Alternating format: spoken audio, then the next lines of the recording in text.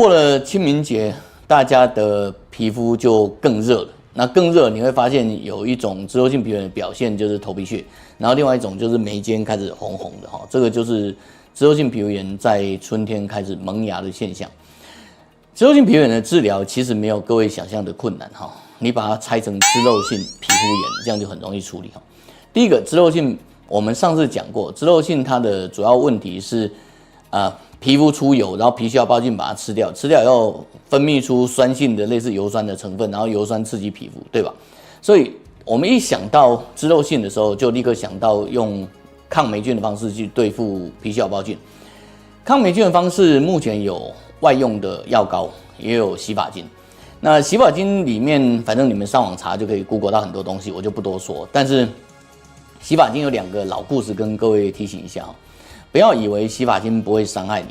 第一个，像我们很早，大概30年前，皮肤科医师在使用的那个 Polita 就是那个眉胶油的系列。那早期我们用起来还不错，就是它可以抑制皮肤的代谢。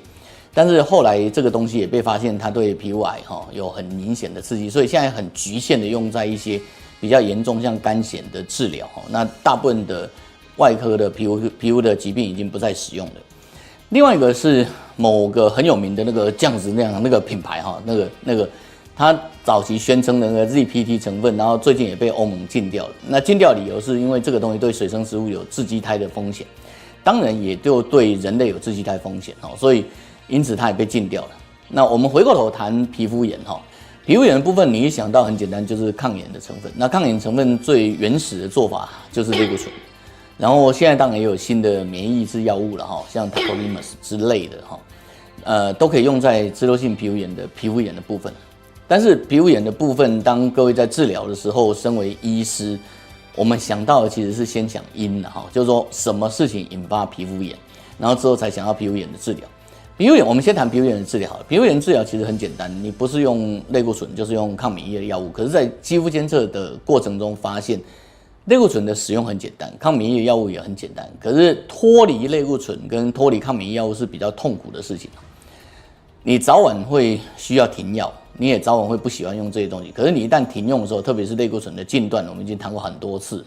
当你在类固醇禁断过程中，你会产生一些发炎、一些不舒服，所以类固醇的使用上要非常谨慎。脂漏性皮肤炎的治疗有2个主要的困难点。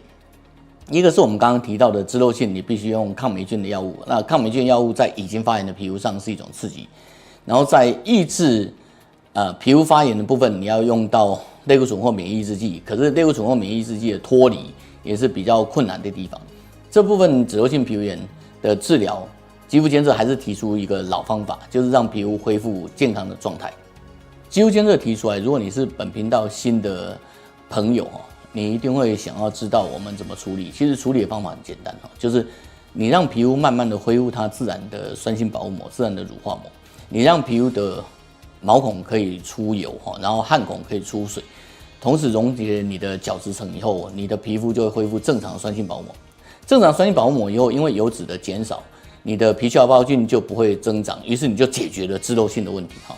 然后在恢复的过程中，因为重建了酸性保护膜，所以你的类固醇的禁断也会变得比较舒适，不会那么痛苦。于是你也脱离了皮肤炎的类固醇问题。因此，在脂漏性皮肤炎的肌肤监测提出的对策来说，就是请你很认真的去跑步很认真的去流汗运动，然后你可能中间会长一些青春痘，会有一些红的情况。可是随着时间渐渐过去，你的皮肤就会因为正常的平衡而重新找到你原来的酸性保护膜、你原来的乳化，还有你原来的健康。